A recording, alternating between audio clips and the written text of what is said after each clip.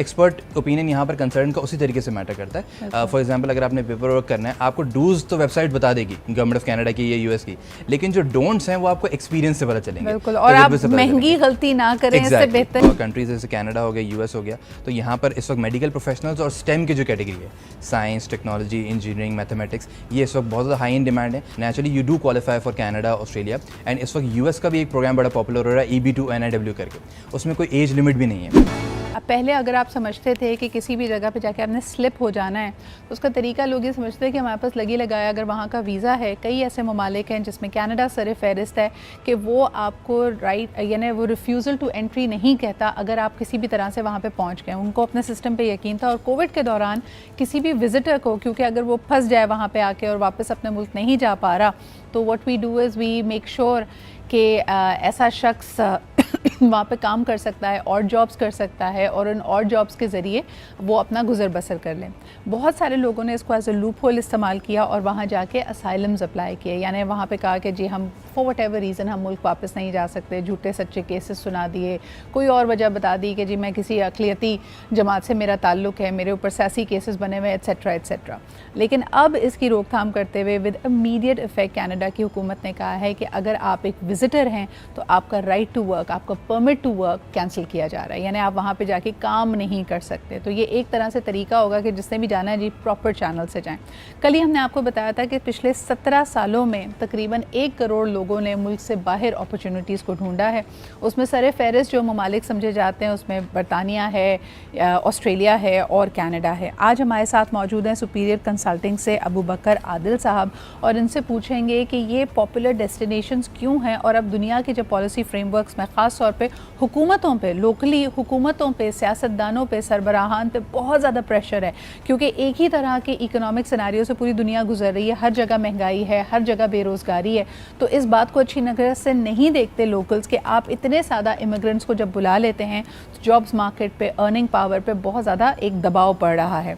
तो इन सारी चीज़ों को देखते हुए क्या ये समझते हैं कि जो 3 पॉपुलर डेस्टिनेशंस की हमने बात की, वहाँ की इमिग्रेशन पॉलिसीज़ में रद्दोबदल आएगा? आपको किन किन चीज़ों का ख्याल रखना है? And that is why you need a credible agent जो आपका केस हैंडल कर सके, क्योंकि एक दफ़ा रिजेक्शन आ गई और आप अपील में पड़ गए तो फिर आपका अल्लाह ही हाफिज़ है। So let's talk to Abu Bakr. अस्सलाम वालेकुम। वालेकुम अस्सलाम। क्या हाल चाल है आपके? अल्हम्दुलिल्लाह, थैंक यू फॉर हैविंग। अच्छा मुझे बताएं, कल मैं बड़ी परेशान, मुझे किसी ने कहा कि जी दुबई में होने वाला है एक ज़बरदस्त कॉन्सर्ट, उनकी तो बड़ी लंबी रेंज थी, तो मैंने पूछा ऐसे ही, मैंने कहा आमतौर पे मुझे वो वक्त अभी भी याद है कि हम राउंड टिकट अगर ख़रीद लें दुबई का तो उसके साथ वीज़ा फ्री मिलता था।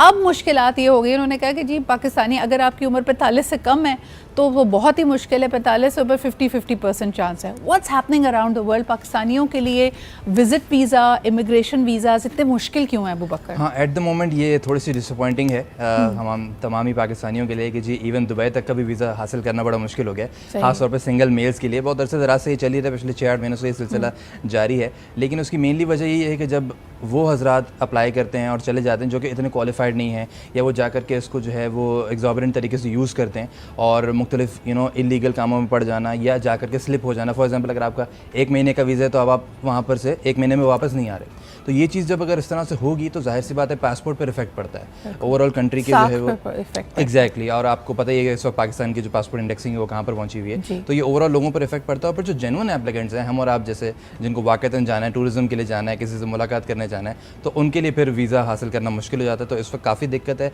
और ये जो बड़ी कंट्रीज़ हैं, कनाडा, ऑस्ट्रेलिया, यूएस, इनका तो वीज़ा वैसे ही हासिल करना आपको बड़ा मुश्किल होता है क्योंकि बहुत डॉक्यूमेंट्री एविडेंसेस चाहिए होते हैं, but still people are applying. और जो लोग वाक़तन बहुत अच्छे तरीके से पेपर वर्क कर सकते हैं, मयार पर पूरा उतरते हैं, उनको मिल भी रहे हैं। बट कुछ ऐसी डेस्टिनेशंस हैं जैसे कि दुबई वगैरह है, तो आजकल ऐसा है कि आप डालें और आपको रिफ्यूज़ल ही मिल रहा है। मेरे ख्याल है कुछ अरसा वेट करना पड़ेगा सिचुएशन को बेहतर करने के लिए, और शायद गवर्नमेंट को भी इसमें थोड़ा सा अपना जो है वो रोल प्ले करना चाहिए, सफारती मसल, अपना डिप्लोमेटिक मसल इसमें इस्तेमाल करना पड़ेगा। अच्छा जी, अब ज़रा आ जाते हैं current immigration opportunities qualified professionals के लिए। मैं स्टूडेंट वीज़ा पे बात पे आऊँगी अबू बकर, लेकिन जो मिड करियर लोग हैं, जो जिनके बच्चे छोटे हैं, स्मॉल फैमिलीज़ हैं, and they want to move for the sake of them, एक तासुर ये है कि वहाँ पे आप चले तो जाएं, अपना पेपर वर्क भी इंशाल्लाह कंप्लीट हो जाए, PR आपको मिल जाए, आपको प्रोफेशनली एक कदम पीछे जाना पड़ता है। ये तासुर कितना दुरुस्त है? ये बिल्कुल सही है, क्योंकि कुछ लोगों का इबाम ये होता है कि जब हम जाएंगे ऐसी नई डेस्टिनेशन में तो शायद जॉब एक एयरपोर्ट पर तैयार तैयार हुई हुई खड़ी हुई मिल जाएगी, लेकिन ऐसा कतई नहीं होता। आप 7 समंदर पार जा रहे हैं, आपको नए तरीके से अपनी लाइफ को स्टार्ट करना है, फैमिली को रेस करना है, और नेचुरली आप जो क्वालिफिकेशंस लेकर के जा रहे हैं वो हो सकता है कि वहाँ पर उतने हद तक रिकग्नाइज ना हो, तो आपको थोड़ा सा जो है वो एक कदम पीछे हटना पड़ता है। फॉर एग्जाम्पल अगर आप यहाँ पर मैनेजर थे तो आपको शायद असिस्टेंट मैनेजर से स्टार्ट करना पड़ेगा, तो वो चीज़ थोड़ा सा आपको प्लंज लेना पड़ता है for certain amount of time कि आप शुरू का पीरियड निकाल लें, आप अपना ब्रेड अर्न करना शुरू कर दें, एंड देन जब तक आप सेविंग्स कर लेंगे, चीज़ें कर लेंगे। और ये जो कुछ कंट्रीज़ हैं जैसे कि कनाडा है फॉर एग्जांपल, अगर आप इमिग्रेशन अप्लाई करते हैं तो वो कहते हैं कि आप प्रूफ ऑफ फंड्स लेकर के आइए, यानी कि अगर आप सिंगल एप्लीकेंट जा रहे हैं तो $14,000 आपके पास होने चाहिए। तो ये उसी अप्रोच से आता है कि फॉर एग्जांपल खुदा ना खास्ता अगर आपको जॉब नहीं मिली 1 महीना 2 महीना 3 महीना, तो आपके पास इतना सर्वाइवल अमाउंट हो कि आप सर्वाइव कर सकें, आप वहाँ पर अपना गुजर बसर कर सकें, एंड देन आप पिछले कदम से अगर स्टार्ट करेंगे तो नेचुरली आप जो है वो फिर आहिस्ता आहिस्ता ऊपर आगे बढ़ सकते हैं। अच्छा वो बकर कॉस्ट ऑफ लिविंग क्योंकि हर जगह बढ़ गई है, कनाडा में लोग कह रहे हैं कि इस वक्त टैक्सेस इतने हैं, अशिया खुर्दनोश इतनी महंगी है, तो मुझे बताएं जो इन्होंने ये मिनिमल अमाउंट रखा है 14,000, अगर खुदा ना खासा आपको जॉब नहीं मिलती, आप इस अमाउंट के साथ कितना अर्सा सर्वाइव कर सकते हैं? ये जो अमाउंट तय किया IRCC ने, जो गवर्नमेंट ऑफ कनाडा है, उन्होंने एक सोच विचार करके ही किया है, और अप्रॉक्सीमेटली आपके इसमें 4 से 6 महीने निकल जाते हैं। ओके, तो जो आप कह रहे हैं कि और जॉब्स या एग्जैक्टली बिल्कुल ऐसी है। अच्छा एक और चीज़, अगर यानी मर्द हजरात तो चलें जॉब की तलाश में वहाँ पे लग जाते हैं, एक नई नई फैमिली वहाँ पे मूव हुई है, बच्चे भी they are the most adaptable, खातून खाना जो है जो एक नई जगह पे जा रही है, पहले 3 महीने में उसको क्या क्या चीज़ें कर लेनी चाहिए from an expert point of view? मेरे ख्याल से तो आपको एक तो सपोर्टिंग पार्टनर होना बहुत ज़रूरी है, खास तौर पे जब आप जा रहे हैं अपने पार्टनर के साथ, तो आपने सपोर्ट करना है उनको कि जब वो अपने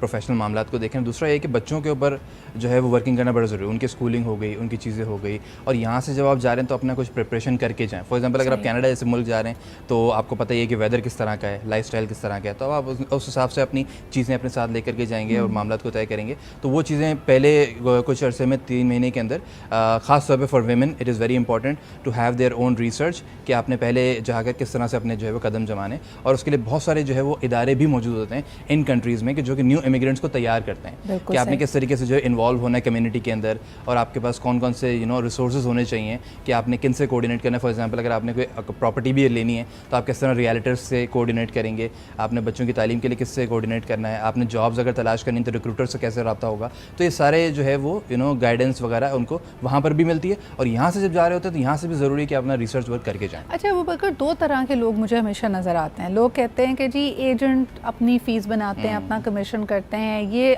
मामला इतना आसान है कि हम सेल्फ अप्लाई कर सकते हैं। आप क्या कहेंगे कि हैविंग अ कंसल्टेंट आपके केस को मजबूत करता है, या आपको कौन कौन सी सहूलतें देता है जिसकी वजह से लोगों को कंसिडर करना चाहिए हैविंग अ क्रेडिबल कंसल्टेंट? देखिए अगर आप एक क्वालिफाइड प्रोफेशनल है तो नेचुरली आप अप्लाई तो खुद भी कर सकते हैं, ठीक है ना, लेकिन वही वाली बात है कि अल्लाह ताला ने 5 उंगलियां बराबर नहीं बनाई होती, तो हर बंदे का काम उसी को समझता है। तो उसमें तरतीब ये होती है कि जैसे कि डॉक्टर है, अब आप जाहिर सी बात है पैनाडोल लेके ठीक तो हो सकते हैं, लेकिन कभी कभार आपको ज़रूरत पड़ेगी एक एक्सपर्ट ओपिनियन की कि अगर आपका बुखार ठीक नहीं हो रहा तो फिर आप डॉक्टर के पास जाएंगे यकीनन। तो एक्सपर्ट ओपिनियन यहाँ पर कंसल्टेंट का उसी तरीके से मैटर करता है। फॉर एग्जांपल अगर आपने पेपर वर्क करना है, आपको डूज तो वेबसाइट बता देगी गवर्नमेंट ऑफ कनाडा की या US की, लेकिन जो डोंट्स हैं वो आपको एक्सपीरियंस से पता चलेंगे। बिल्कुल, और आप महंगी गलती ना करें, इससे बेहतर है कि अब आप माशाल्लाह क्वालिफाइड हैं, डिग्री याफ्ता है, लेकिन आप छोटी सी एक गलती कर दी, अब आप कोई पूरा प्रोसेस, टाइमलाइन, कॉस्ट, हर चीज़ कॉस्ट करेगा तो वो चीज़ आपको अवॉइड करने के लिए एक मेटिकुलस एप्लीकेशन बनाने के लिए। और यहाँ पर थोड़ा सा लोगों का परसेप्शन ये होता है कि कंसल्टेंट के पास जा रहे हैं तो शायद कोई वो जाली डॉक्यूमेंट लगा देगा, या वो गारंटीज के सौदे होंगे, एग्जैक्टली, या हम उनके दफ्तर में दाखिल होंगे तो शायद वीज़ा हमारा छप जाएगा। ऐसा नहीं है, कंसल्टेंट का रोल है आपको बेहतरीन एडवाइस करना, आपके साथ मिल करके काम करना और आपके चांसेस ऑफ सक्सेस को एनहेंस करना। लेकिन फिर मुझे लगता है that is where Abu Bakr a credible consultant like superior comes into play. ये जो आप तमाम बातें कर रहे हैं, जो मैल प्रैक्टिसेस हैं, ये भी हमारे माशरे में हो रही हैं। लोग गलत मशवरा भी देते हैं, लोग गलत डॉक्यूमेंट्स भी लगा देते हैं। एक बुरा कंसल्टेंट आपका केस बिगाड़ भी सकता है, तो उसका सिलेक्शन बहुत इंपॉर्टेंट है। इसमें बहुत इंपॉर्टेंट है कि आपकी रिसर्च बहुत ज़्यादा मैटर करती है। अमूमन ये होता है कि लोग इस मामले में थोड़ा सा हाथ बचा करके बराबर वाले कोई नहीं बताना कि शायद नजर ना लग जाए, और सेकंड ओपिनियन नहीं लेते। जब आप डॉक्टर के पास भी जाते हैं सेकंड ओपिनियन तो लेते हैं ना, तो रिसर्च करें। फॉर एग्जांपल सुपीरियर कंसल्टिंग अगर हम बात करें तो it has been 20 years in this industry. My grandfather also a consultant, my father has been into this industry for more than 20 years now, I am the 3rd generation. तो ये चीज़ें पता होने का मकसद ये होता है कि आपको एतमाद होता है कि भाई एक फैमिली इतने अरसे से एक फील्ड में काम कर रही है। फिर अगर हम कैनेडियन इमिग्रेशन के हवाले से बात करें तो we are an authorised representative for RCIC, हाँ बस ट्रैक रिकॉर्ड है US का, ऑस्ट्रेलिया का। तो ये चीज़ अगर आपका डाइवर्सिफाइड पोर्टफोलियो है, आपके पास सक्सेस स्टोरीज़ हैं, अमूमन लोग ये नहीं देखते।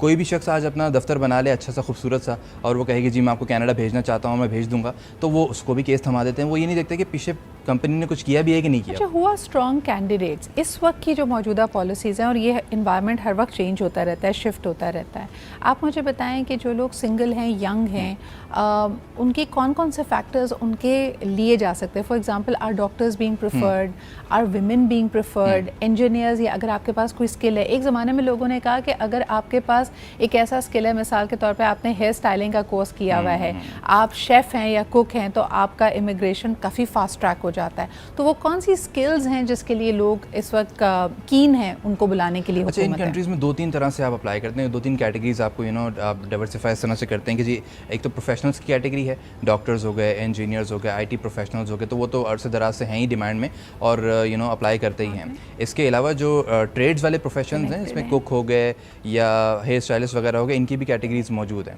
तो मैं समझता हूँ कि अगर आप अपनी टेक्निकल स्किल्स सर्टिफिकेशंस कर लेते तो आपको काफ़ी हद तक जो है वो बेनिफिट करती हैं। एंड साथ ही साथ ये जो कंट्रीज़ जैसे कनाडा हो गया, US हो गया, तो यहाँ पर इस वक्त मेडिकल प्रोफेशनल्स और स्टेम की जो कैटेगरी है, साइंस, टेक्नोलॉजी, इंजीनियरिंग, मैथमेटिक्स, ये इस वक्त बहुत ज़्यादा हाई इन डिमांड है। अगर आपके पास कम से कम भी 4 इयर्स बैचलर्स डिग्री है with at least 3+ years of experience, naturally you do qualify for Canada, Australia. And इस वक्त US का भी एक प्रोग्राम बड़ा पॉपुलर हो रहा है, EB2 NIW करके, उसमें कोई एज लिमिट भी नहीं है, लेकिन उसके अंदर रिक्वायरमेंट ये है कि आपके पास या तो मास्टर्स डिग्री हो, तो आपको एक्सपीरियंस की कोई कैद नहीं। लेकिन अगर एक्सपीरियंस आपका जो है वो मास्टर्स डिग्री आपके पास नहीं है, तो आपके पास एटलीस्ट बैचलर्स डिग्री हो with 5+ years of progressive experience. अच्छा, दिस इज़ वेरी इंटरेस्टिंग, और मुझे आपसे आखिरी सवाल करना है, फिर हम अगले गेस्ट की तरफ बढ़ेंगे। मैं टीम से पूछना भी ये चाह रही थी कि अगर अगले गेस्ट हमसे कनेक्ट हो चुके हैं। So the question I wanted to ask you was कि जितने लोग यहाँ पे स्कॉलरशिप प्रोग्राम्स पे जाते हैं, मिसाल के तौर पे आपने अगर चीफनिंग स्कॉलरशिप पे आपने बरतानिया में कुछ क्वालिफिकेशन हासिल की है, if I am not wrong, full bright, Chevening, ये सारे आपको पाबंद करते हैं कि आपने पाकिस्तान में वापस आके 1-2 साल काम करना है। क्या इस तरह की क्वालिफिकेशन और इस तरह के स्कॉलर्स के लिए भी बाहर अपॉर्चुनिटीज़ हैं? Can they go back after they have serve their time in Pakistan? ये definitely they can go back. For example, अगर आप एक फुल ब्राइट लेकर के यहाँ पर आते हैं, अपना टाइम लगाते हैं और उसके बाद आप चाहते हैं कि मैं दोबारा से जो है वो बाहर जा कर के अपना फ्यूचर सिक्योर करूँ, तो नेचुरली अपॉर्चुनिटीज़ तो हैं। और ये जो कुछ प्रोग्राम्स हमने डिस्कस किए हैं, ये बहुत हद तक फ़ायदेमंद हो सकते हैं, क्योंकि आप एक थोड़ा सा एक्सेप्शनल कैंडिडेट फिर भी बन जाते हैं as compare to an ordinary professional जो कि नॉर्मली तालीम लिया होगा पाकिस्तान से। तो ये बड़ा सनद है, आपकी जो क्वालिफिकेशन है वो इंटरनेशनली और ख़ास तौर पे इन ममालिक में रिकग्नाइज्ड है। लेकिन अगर आप इन ममालिक में स्टूडेंट के तौर पे जा रहे हैं, पहले तो हमने फिर सुना था कि बरतानिया आपको अलाउ करती है कि जैसे आपने क्वालिफिकेशन कर ली तो आप अपना वहाँ पे स्किल्ड माइग्रेंट प्रोग्राम के लिए अप्लाई कर सकते हैं, वहीं पे काम कर सकते हैं, वर्क परमिट मिल सकता है। क्या इस वक्त भी यही सूरत हाल है? हाँ, UK के अंदर अगर हम देखें तो इस वक्त पोस्ट ग्रेजुएट वर्क परमिट जो है वो उन्होंने थोड़ा सा पॉलिसी अपनी फिर से रोक दी है, और वो चाहते हैं कि सिर्फ वो हजरात जिनका रिसर्च वर्क का प्रोग्राम है, मास्टर्स वगैरह जैसा, सिर्फ उन्हीं को वो पोस्ट ग्रेजुएट वर्क परमिट देंगे। तो ये पॉलिसीज़ में रद्दबदल होता रहता है, लेकिन अपॉर्चुनिटीज़ फिर भी हैं। आप कनाडा की तरफ देख सकते हैं, पोस्ट ग्रेजुएट वर्क परमिट अगर आपने 2 साल का मास्टर्स किया तो 3 साल का मिलेगा ही मिलेगा। एंड आई थिंक आप पॉपुलर डेस्टिनेशंस को अगर ना देखें, लोगों का इमीडिएटली ख्याल होता है जैसे अगर आप कनाडा जा रहे हैं तो आप टोरंटो, मॉन्ट्रियल या वैंकूवर चले जाएं। If you look at other places like Alberta, वहाँ पे आपको बहुत ज़्यादा और अपॉर्चुनिटीज़ मिलेंगी। इसी तरह I am sure there are pockets of opportunities in Australia and in UK, लेकिन काम आपने पक्का करना है। मुल्क का नाम और हर चीज़ आपके लिए इंपॉर्टेंट होती है। रिसर्च बड़ी इंपॉर्टेंट है। एग्जैक्टली, रिसर्च को अगर आप स्क्वीज करना चाहते हैं, then get a credible consultant like Abu Bakar. Thank you very much for being here.